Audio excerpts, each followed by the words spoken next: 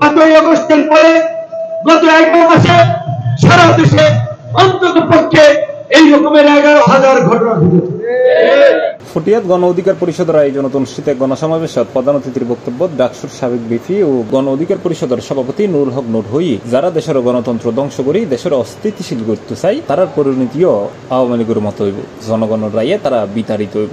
গতকালকের একটি ঘটনা আপনাদের সুযোগ দিয়েছে, আপনাদের ডিবেটকে নাড়া দিয়েছে, আপনাদের ডিবেট উপরে প্রকাশ্য দিবালোকে একটি মানুষকে পৈশাচিক ভাবে নির্মম ভাবে হত্যা করা হয়েছে পিটিয়ে, এবং তার মৃত্যু নিশ্চিত করার জন্য সেই মধ্যযুগীয় কায়দায় প্রস্তর বা পাথর নিক্ষেপ করা হয়েছে।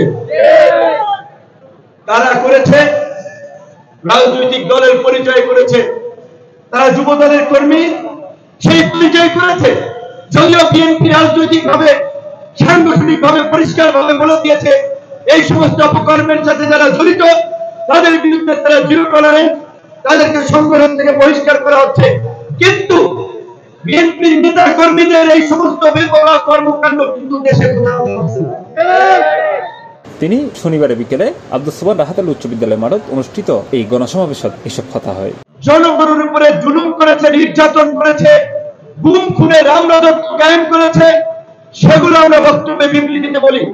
কিন্তু এই কথাটি তো পরিষ্কার, শেখ হাসিনা কিংবা আওয়ামী লীগ একা দৈত্য দানবে হতে পারে নাই, তাকে সহযোগিতা করেছে এই দেশেরই একদল ব্যবসায়ী, তাকে সহযোগিতা করেছে এই দেশেরই গণমাধ্যমের একটি অংশ।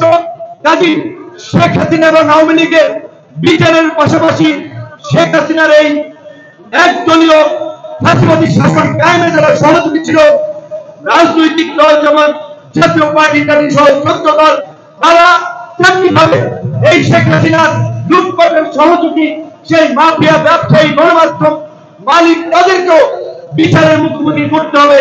এটি কিন্তু আমাদের সকলের দাবি।